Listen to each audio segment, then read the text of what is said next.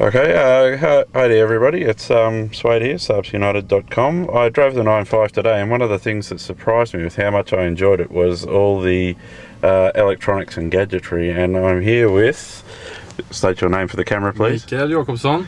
Mikael Jakobsson, as we call you in Australia. Yeah. Mikael Jakobsson, and you are? Product manager for infotainment and safety. Yep, okay, so you're going to show us through all of this technology that's in the new 9.5. Yes. We've got a fully equipped car here.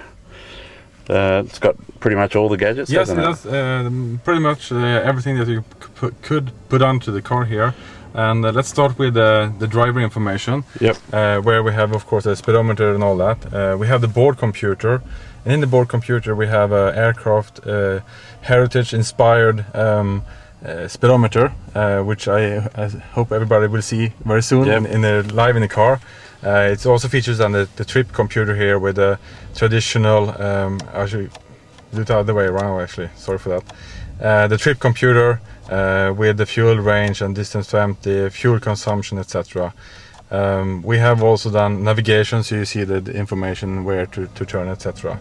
Control with the left stalk.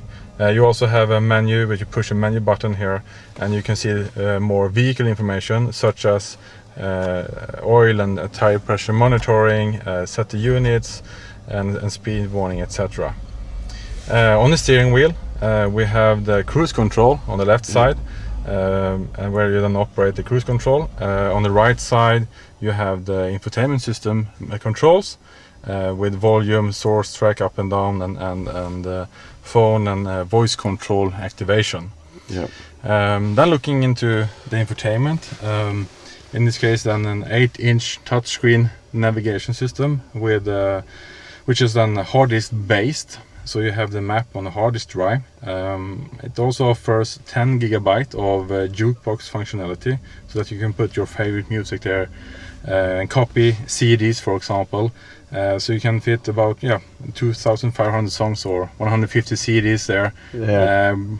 Bringing the need to bring a disc back, a CD back, will, I assume, never happen, more or less. Yeah.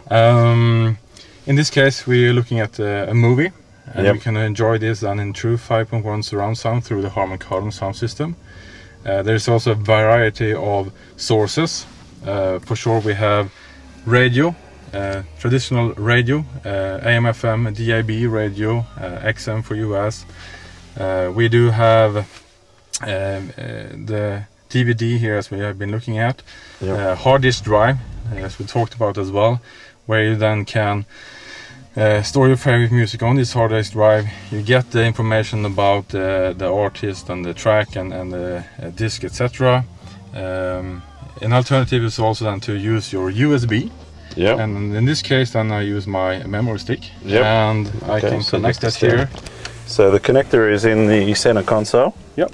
Okay. And I just plug it in, and then it detects and automatically then starts playing directly from the USB. Okay, so we can see the USB bit has been highlighted there on the screen, and that starts playing automatically, or you go through and select? No, I just starts playing automatically when it finds the tracks on, and then you can start searching for artists and albums and all that information. Is right, so this is listing all of the songs that you've got on that USB stick now. Exactly. Yeah. And you can of course connect your iPod, your MP3 player, or we can also make an alternative here and connect my phone.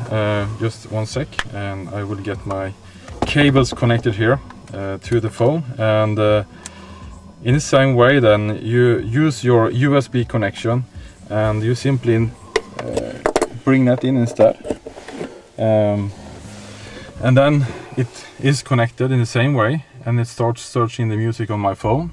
And not only I get to play my music and control the music from the car, I also get my phone charged at the same time. Yeah, and that's one of the arguments. Like, some people were saying, why can't that be paired up by Bluetooth? Well, it's the benefit of charging the phone at the same time. Exactly. And then of course we also offer then the Bluetooth hands-free system, which you pair the first time you use it, and then when connected, then the first time you have it, so next time you come to the car it automatically connects to the vehicle. Yep. And then you have access to your very soon you have access to your phone, Yeah. where you then have your phone books and your call list, etc. So you can control the phone from, again, and you put it in the armrest storage if you want to, or you keep it in your pocket if you just have it connected via Bluetooth. You get full control from the car, and of course voice hands-free, voice control, or you can use then the display and the faceplate buttons. Yeah. Yeah. What else? Well, of course, a lot of settings. What we didn't show really at the same time here is very convenient and to copy music. You have a rec button here. Yeah. So you push the rec button, and then you get a question then, should I copy this one or all song? Right. And then you just choose that, and then you copy to So the hard this would disk drive. this would be copying, in this case, songs from your phone to the hard disk drive. Correct. Yeah. Yeah. So that's a rather neat feature. The system is also the driver for the rear seat entertainment pack, which this offers, where you then have two 8-inch displays in the rear, and you will have wireless headphones, and then the rear seat passenger can enjoy video and music, and you can choose differently than the source in the front and in the different headphones. Yeah. Okay, so we should mention at this point that you can't record DVDs onto the hard drive. It's only songs. Exactly. Yeah. Yep. But it does give you a lot of flexibility in that someone can have a DVD in the system here and be listening to that and watching that in the back, whilst you're listening to songs from your phone here in the front. Exactly. Yeah. So it gives a lot of flexibility. Exactly. Yep. Yeah.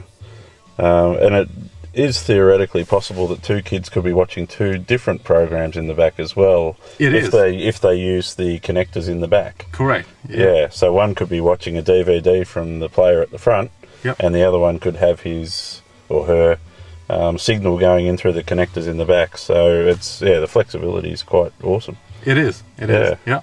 Yeah. Good. Okay. One thing that you showed me yesterday was the config menu. So can we just have a quick look through that, because that's quite fascinating too. Yep. So again, then every setting here in the car is, or more or less we actually already saw the units there. But beside that, we have all the settings in configurations set in one menu, where you can set things for the radio, for navigation, for the displays, for the vehicle then. So how you the climate system, the comfort and convenience, how you lock the car and honk the horns and flash the lights, etc. And those type of features. And for example, also this car have the drive sense system, and you also then have a personalization setting for the sport mode of the drive sense system. So there you can do your interpretation of your preference of sport mode.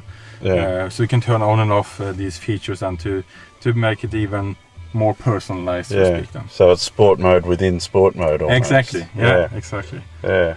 I just found that fascinating. The fact that you can tailor sport mode to how you want it. It's brilliant. Yeah. Yeah. So here I have the different settings in this one. Good. Excellent. Perfect. All right. Well, I think that takes us through everything we wanted to go through. Yep. Thank you very much, Mikael. You're welcome. It's been a pleasure. Yeah. As it was yesterday. Yeah. When we did this for the first time. All right. Well, thank you very much. Thank you very much.